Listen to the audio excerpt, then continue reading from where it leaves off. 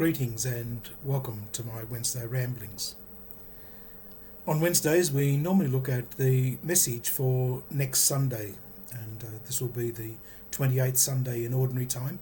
It'll also be the third week of the message that I'm preaching on the mission of the church.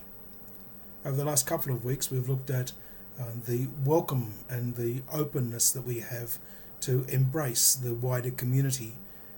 Last weekend we looked at what it means when we understand that God is inviting us to use the wisdom of God and not the wisdom of the world, and to understand that, or to see how that impacts our life, because God's way is not man's way.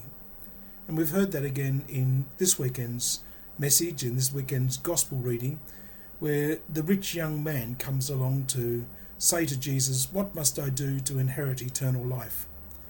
In many ways he is talking about just what it means to almost buy your way into heaven by obeying the rules.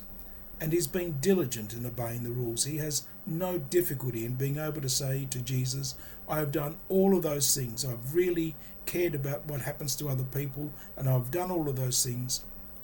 But as soon as he's asked to make a total commitment and open his heart to the love of God, he struggles. And he walks away because he was a rich man, and he struggled to let go of the things of the earth so that he might embrace the things of God.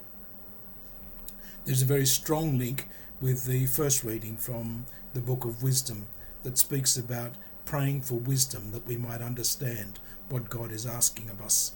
And that truly is the call, especially this week as the plenary council is gathering in all over Australia via electronic means in order to reflect on the question of what is God asking of the church in Australia at this time.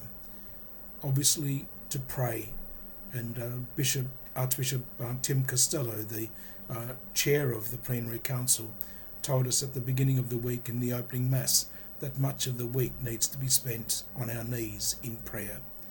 So as we gather this weekend to celebrate the end of the plenary, but also continuing the question of what is the mission of the church, I'd like to see that it has two aspects that are really important. That we might be a people of prayer and discernment, and that discernment comes because our prayer is for wisdom. Have a great week, take care, God bless you, and I'll see you next week when I bring you Wednesday Ramblings.